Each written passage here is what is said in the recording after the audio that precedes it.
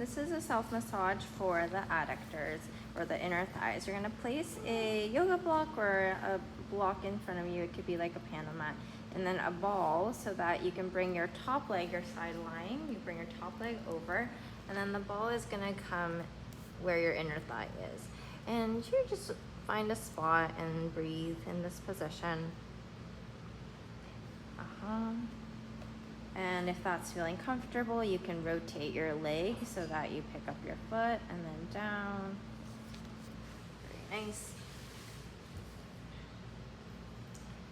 You can also straighten and bend the knee.